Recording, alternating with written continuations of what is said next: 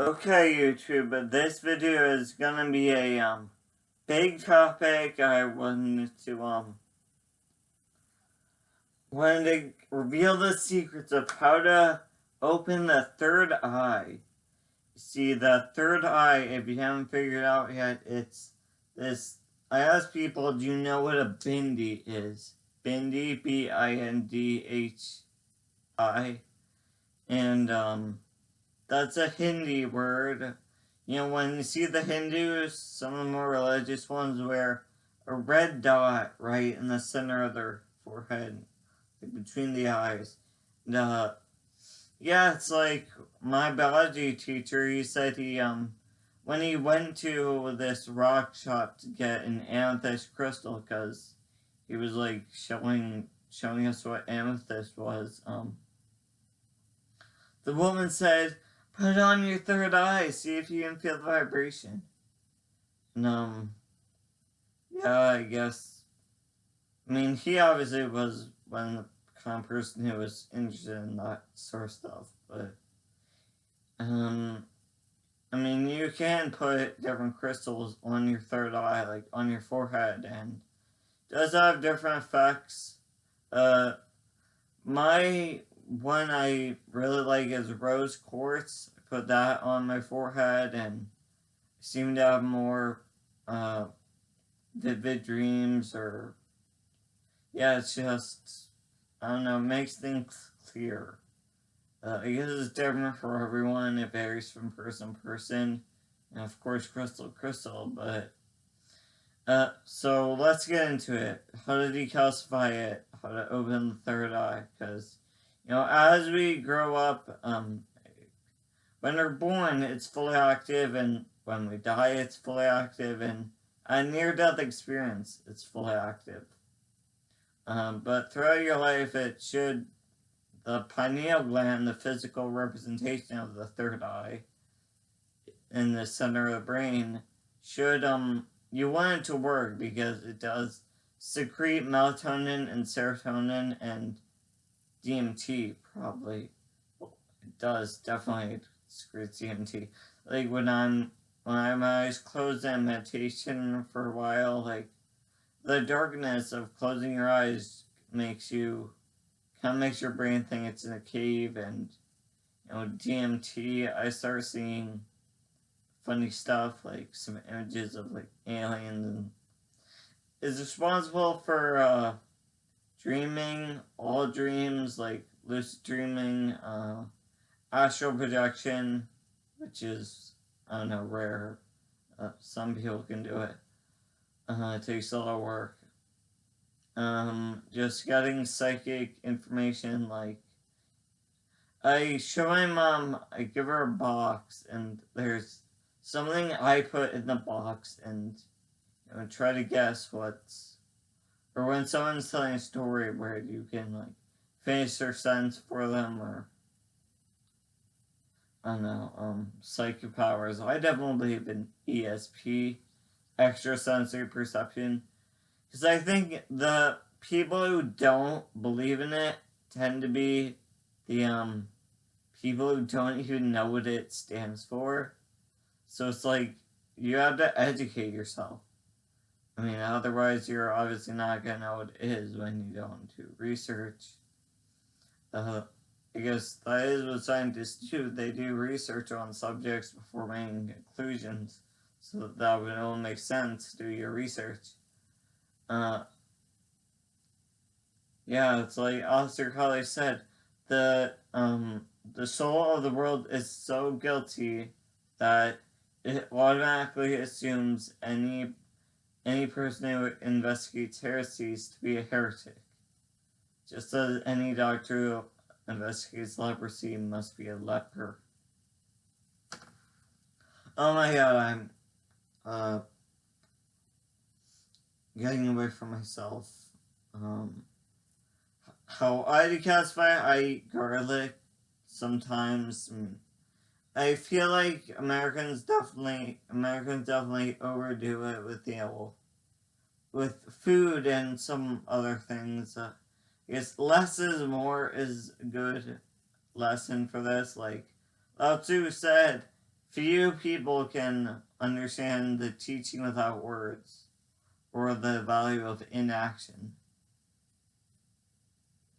Yeah, letting things come to you, that's a good one.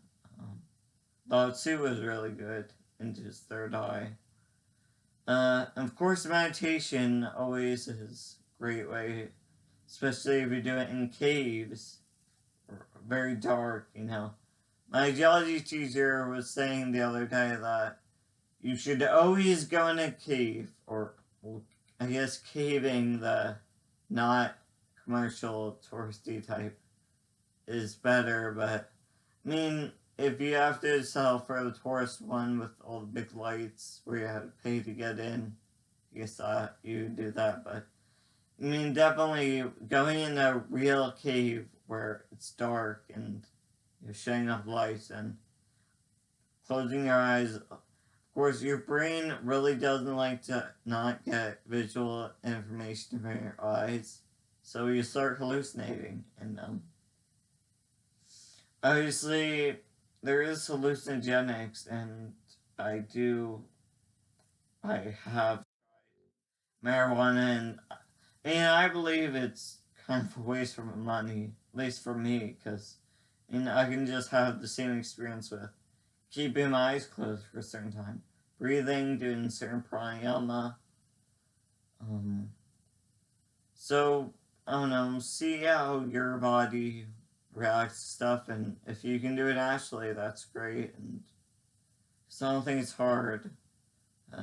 Like, I meditate and then I write down all things I saw when I meditated. I send them to people, and they say, it looks like you're on drugs, or you're on acid or something. But, I don't know. I guess I've been let out of the cave. I think more outside the box, so whatever.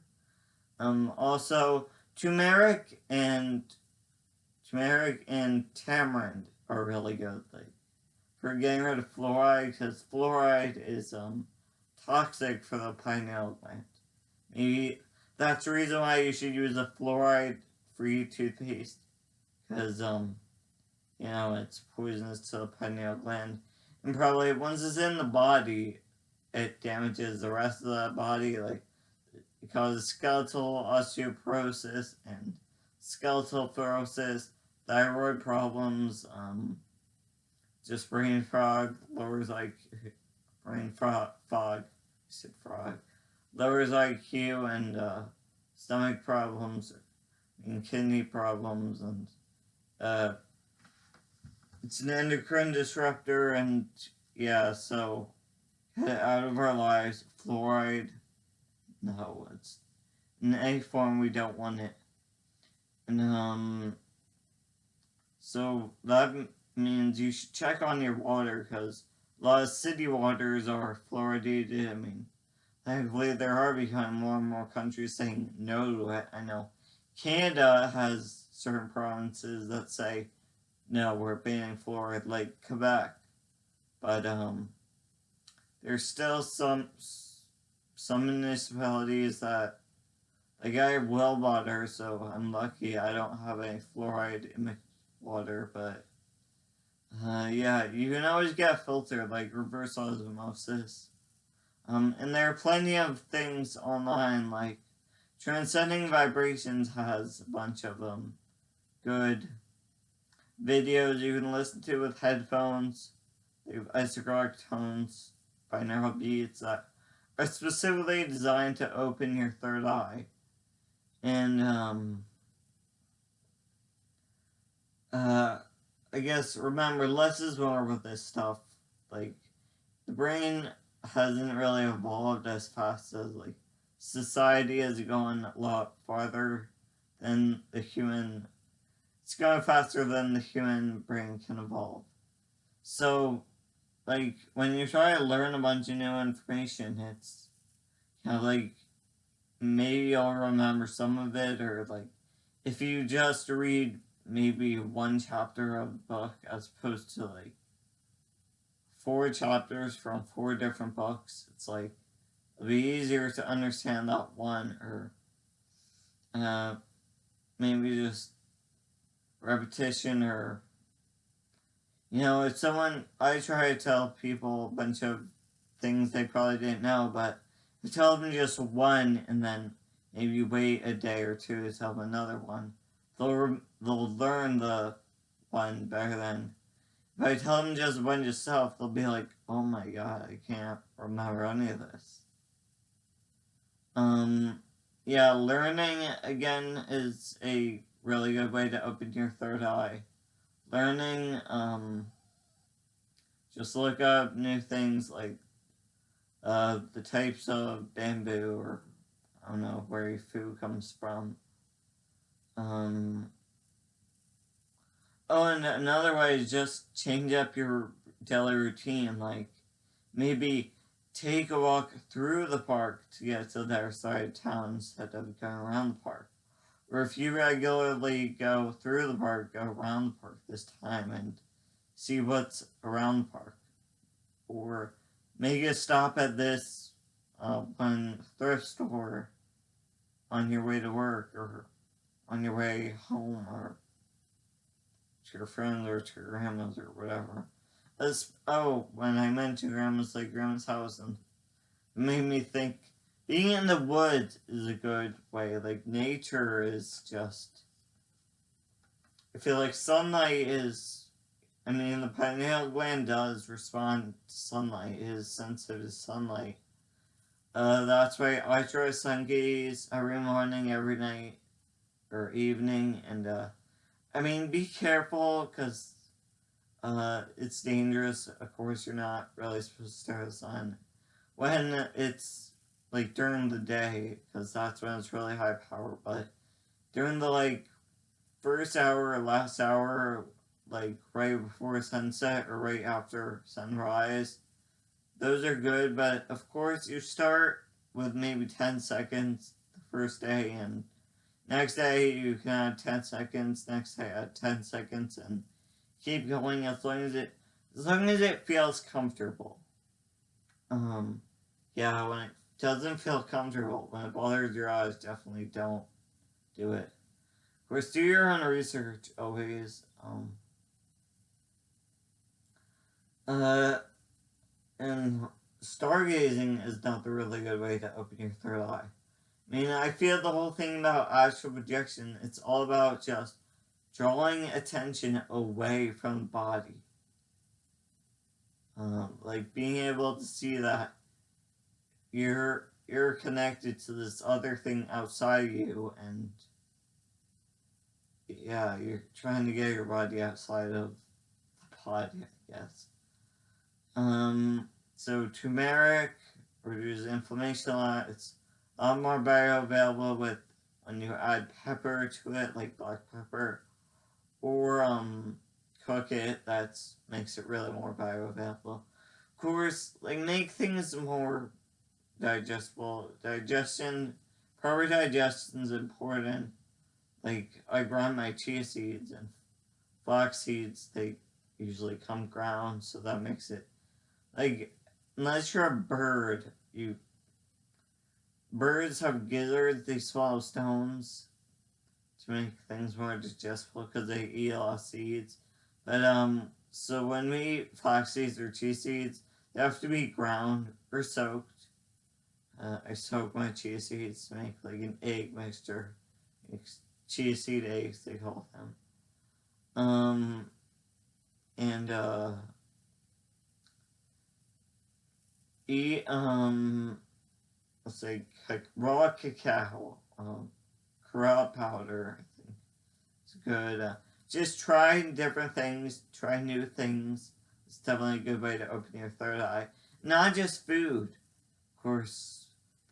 I'm sure there are different flavors of ice cream, and they come out with new ice cream sandwiches, but I'm not trying that stuff. I'm not eating that stuff because dairy is really bad for your third eye, and also it's just, ice cream is just the same stuff over and over, and they just do variations. Like, I make new flavors of banana ice cream. I like that, so I'm good with that. And yeah, moon gazing too. If you see the moon, like hope I like it when I can actually see the moon when it's not too cloudy. Um, yeah, moon gazing is important for developing intuition. Of course, practice your like psychic powers and stuff, and um, yeah, it's like if you don't practice, how are you? What's the point? Oh, in darkness again, like closing your eyes or being in caves. That's why I have all my windows shut and try to get I try to get blackout curtains instead of just the normal shades. Blackout curtains to get rid of the most light as possible. Unfortunately, I left some space on both sides so some light gets through, and that's not good. I wish it was completely dark, but wear eye masks or eye masks are good. Just do try new things, read books. Uh, I like reading books. Reading books is always a good thing. Learn how to sew, learn new things, learn an instrument.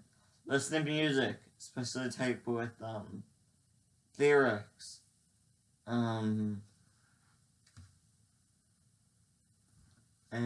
just have fun, be outside.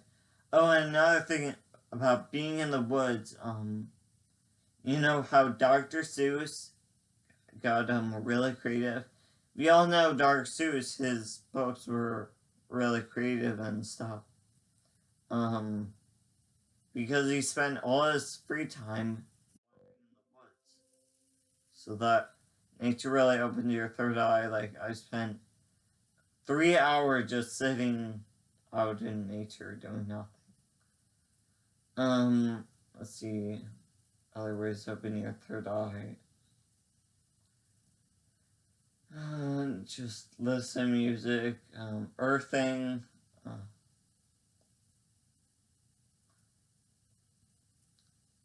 And I think moonstone out of all crystals is the best one for your third eye. So of course you can do your own research. It's really easy. You just eat real food to open the third eye. I mean, it's crazy the experiences you have, and just avoid the fluoride and toxins like the chicken. They use a lot of antibiotics in the meat, and just getting the DNA from those animals is not good. You're ingesting their DNA. No, there's tons of things online. I'll include links in the description. Read stories and be awesome, be creative, think outside the box. Bye.